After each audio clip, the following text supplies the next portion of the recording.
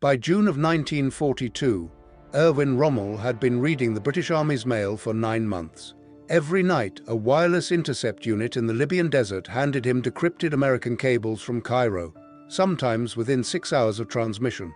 The man writing those cables, Colonel WWIIRAWFILES, was the United States military attaché in Egypt, and he did not know that his code had been stolen from a safe in the Italian embassy in Rome 2 years earlier. On the 29th of June, the British finally noticed. And within 16 days, Rommel would also lose the second source, feeding him the 8th Army's daily movements, and he would never recover either one.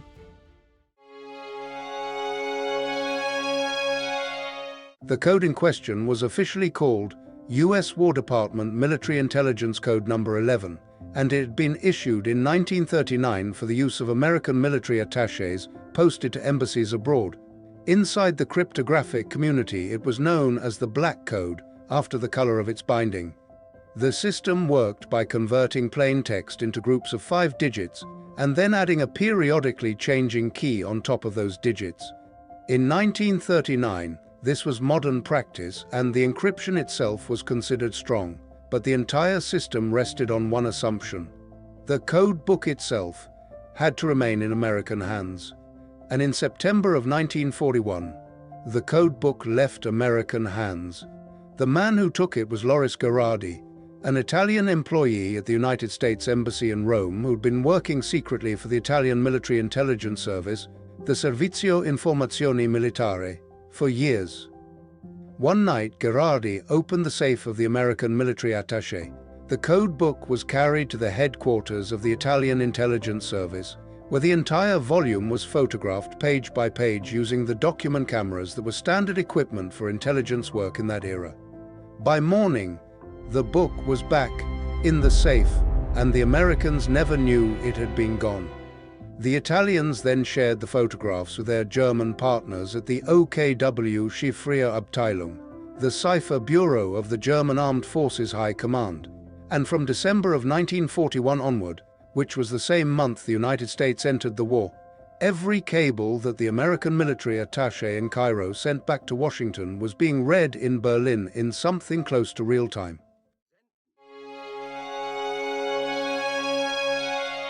The man writing those cables was Colonel Bonafranc Fellers, West Point class of 1918. Fellers had arrived in Cairo in October of 1940, more than a year before America was at war with Germany at all, and his job was to report back to Washington on what the British were doing in the Middle East. The British were unusually open with him. He was permitted to attend high-level briefings, to travel out to the front with British units, and even to read the operational plans of certain campaigns. The new commander in the Middle East from July of 1941, General Claude Auchinleck, was particularly forthcoming because he needed the Lend-Lease aid that Fellers' reports could justify. And Washington, in turn, asked Fellers for everything: morale, equipment, logistics, casualty rates, future operations. The cables that left his desk were long and they were technical. Cable number 1119, dated the 11th of June, 1942, reported on British sabotage operations being conducted behind German lines, including information on the commando units involved, their targets, and the effectiveness of the raids. Information of that kind allowed the Germans to set their counterintelligence priorities in the rear areas, and every word of it went out over commercial cable, which was the easiest signal in the world to intercept. As Hans Otto Behrendt, who served as a German intelligence officer on Rommel's staff, later wrote, the reports were better than anything the Panzer Army could collect on its own. The decrypted American cables did not go straight to Rommel.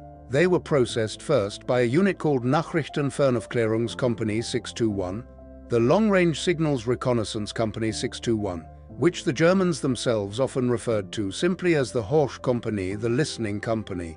NFAK 621 was the dedicated radio intelligence unit of Panzer Army Africa, with a strength of about 300 men and its own purpose-built signals vehicles that traveled close behind Rommel's tactical headquarters, usually 2 or 3 kilometers to the rear. Its commanding officer was Hauptmann Alfred Seebohm, a young captain who had built his reputation not on cryptography, but on something closer to a craft. Seebohm worked from two streams of information at the same time. The first was the strategic stream, which was the decrypted black code traffic forwarded down from OKW. The second was tactical, and it came from his own men listening directly to the radio traffic of the 8th Army across the desert. They identified British units not by call signs, which the British changed regularly, but by the personal habits of the radio operators sending the messages. Every Morse operator has what signals professionals call a fist, a personal rhythm in the way he taps the key, as distinctive as a signature. And when an operator spoke over voice radio rather than Morse, his accent and phrasing served the same purpose. Seebohm built a personal database of British operators. He knew which operator belonged to which unit when each one came on the air and how each one sent. When a British armoured brigade moved across the desert and changed its call sign, Seebohm could still recognize it by the fist of the man sending, and every morning he carried what he had learned to Rommel personally, in what was usually the first intelligence briefing of the day. For most of the spring of 1942, the two streams worked together, and the result was a level of insight into the 8th Army that no German general had ever enjoyed before. The Battle of Gazala began on the 26th of May 1942 and ran until the 21st of June. Rommel was outnumbered in tanks, but he kept reading the British mind. He knew where their armoured brigades were, he knew when they planned to counterattack, and he knew where they would do it. On the 21st of June, Tobruk fell, and roughly 33,000 British and Commonwealth soldiers went into captivity. The next day, Hitler promoted Rommel to General Feldmarschall, the youngest field marshal in the Wehrmacht, at the age of 50. By the 28th of June, Rommel had pushed east into Egypt as far as Mersa Matruh, and at the end of the month, he closed up to the British defensive line at El Alamein. His information was good through every step of that pursuit. He knew the dispositions of every British division, he knew the running condition of their tanks, and he knew whether they intended to stand and fight or to retreat further. Auchinleck, on the British side, had begun to suspect that something was wrong. He ordered an internal investigation into possible leaks, but the suspicion focused on Egyptian civilian staff working in Cairo, not on the code of an Allied officer. The peak lasted exactly 8 days from the fall of Tobruk. In early June of 1942, Bletchley was decrypting the Enigma traffic between Panzer Army Africa and OKW, and the British noticed that the Germans were referring to a source they called Die gute Quelle, the good source. The level of detail that this source was providing about the 8th Army was extraordinary. It included information that could only have come from inside Middle East Command itself, or from someone with very close access to it.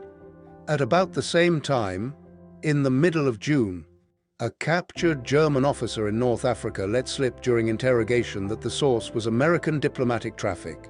And once those two pieces were placed side by side, the answer was clear. Rommel's best source in Cairo was the United States military attaché. Around the 25th of June, the British informed the Americans through high-level intelligence channels. The Americans believed them, but they wanted confirmation. And on the 29th of June 1942, the War Department in Washington sent an urgent cable to Cairo. Fellers was to stop using the black code immediately and switch to a one-time pad. From that night on, WWIIRAWFILES was reading nothing from Cairo. For several weeks afterward, Rommel at the front did not yet realize what had happened, and he kept waiting for the good source to deliver, and nothing came. Fellers himself was recalled to Washington in July of 1942. He was not court-martialed, he was not reduced in rank. After his return to the United States, he was awarded the Distinguished Service Medal, and on the 4th of December 1942 he was promoted to Brigadier General and assigned as Chief of Psychological Warfare on General Douglas MacArthur's staff in the Pacific. The leak had not been Fellers' fault. The reports themselves, from the American point of view, had been excellent. While Fellers was packing his office in Cairo, Hauptmann Alfred Seebohm and Company 621 were still operating in the desert outside Alamein. They had 11 days left. By the early days of July 1942, the front had hardened along the Alamein line. Auchinleck needed to break the equilibrium, and he chose to do it on the northern flank, where the line met the Mediterranean coast. The objective was a low coastal ridge called Tel el Eisa, and the troops assigned to take it were the men of the Australian 9th Division, commanded by Lieutenant General Leslie Morshead, who had been the defender of Tobruk a year earlier. At 3:30 on the morning of the 10th of July 1942, the Australian 26th Brigade opened a preparatory artillery bombardment. Half an hour later, the infantry of the 2nd 24th Australian Battalion went in. The Italian division holding that sector, the Sabratha Division, broke apart in the first hour of the attack. The Australians moved forward faster than the plan called for, and they pushed deep into ground the Germans considered the second line, and therefore safe. Behind the collapsing Italians sat the headquarters of NFAK 621. Seebohm had set up there because nothing in his thinking suggested that Australian infantry would reach his position in a single morning. Australian troops overran the camp before Seebohm's men could evacuate their equipment. Seebohm organized resistance with personal weapons, and in the fighting he was severely wounded. He died of his wounds shortly afterward. The bulk of the company was taken prisoner. And the most important thing the Australians captured that day was not the men or the radios. It was the archive, the notebooks, the intercept logs, the operator dossiers, the procedural manuals. All of it was carried back to Cairo intact. When British signals officers translated those documents, they discovered the depth of what had been done to them. The Germans had been identifying individual British radio operators by their personal sending fist. They had been mapping units to operators, and they had been tracking movement that way. In the weeks that followed the capture, the 8th Army tightened radio discipline across the board. Operators were rotated between units. Tactical encryption procedures were changed. The kind of intelligence Seebohm had been collecting depended almost entirely on enemy carelessness.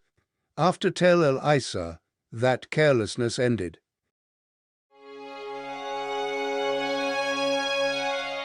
From the second week of July 1942 onward, the morning intelligence briefing at Rommel's headquarters was thin. The war diary of Panzer Army Africa recorded a serious shortage of information about the enemy in those days. The Germans tried to rebuild the listening company. A new NFAK 621 was formed under a new commanding officer, but there was no Seebohm, there was no archive, and there were no operator dossiers, and the new unit performed at a fraction of the old. The black code stream was simply gone. The Germans intercepted other American codes after the change, but none of them were the code Cairo was now using, and none of them carried what Fellers had been sending. The first battle Rommel fought without his two sources was the First Battle of El Alamein, which ran from the 1st to the 27th of July 1942.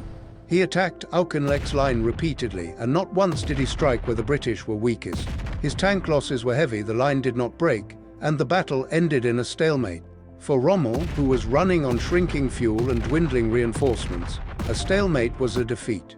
Then came Alam Halfa, from the 30th of August to the 5th of September 1942. Rommel attacked on the assumption that the southern end of the British line was weak. The new British commander, Bernard Montgomery, who had taken over the 8th Army on the 13th of August, had built his main defense in depth precisely there.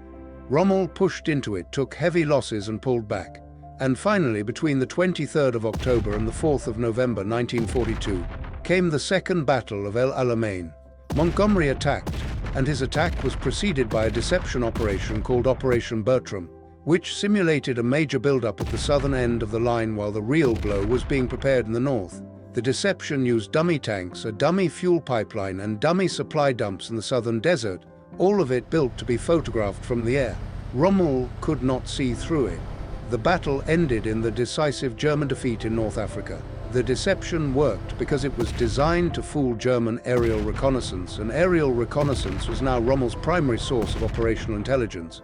A year earlier, Seebohm could have cross-checked the reconnaissance photographs against the radio traffic from 8th Army, and the discrepancies would have shown.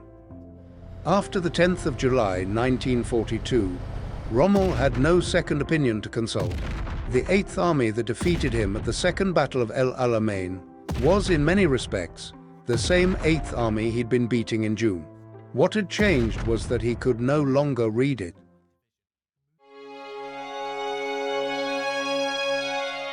Hauptmann Alfred Seebohm died of his wounds in the days following Tell el Eisa at about 32 years of age. Colonel WWIIRAWFILES survived the war. He served on MacArthur's staff in the Pacific as Chief of Psychological Warfare, ended the war with the rank of Brigadier General, took part in the planning of the occupation of Japan, and retired from the Army in 1946. He died in Washington, D.C. on the 7th of October 1973, at the age of 77. Erwin Rommel withdrew from North Africa in March of 1943 on grounds of ill health. He took command of Army Group B in France in 1944. After the failed July plot against Hitler, he was suspected of involvement, and on the 14th of October 1944 he was forced to take cyanide. His death was disguised as the result of his earlier wounds, and he was given a state funeral. Loris Gherardi, who had taken the code book from the safe in Rome, continued working for the Italian intelligence service. After the war he was not prosecuted, as the Italian state did not bring charges against low-level intelligence employees of the previous regime. General Claude Auchinleck was relieved by Winston Churchill on the 13th of August 1942, 1 month after the action at Tel el Eisa. He went on to command in India. He died in 1981 at the age of 96. The interrogation files that the British produced from the prisoners and documents captured at Tell el Eisa were sent to the National Archives at Kew and placed in Record Group WO-208. Those files remained closed to the public until 1973. In the same year, in Washington, WWIIRAWFILES died. Many thanks for watching. Please subscribe and share.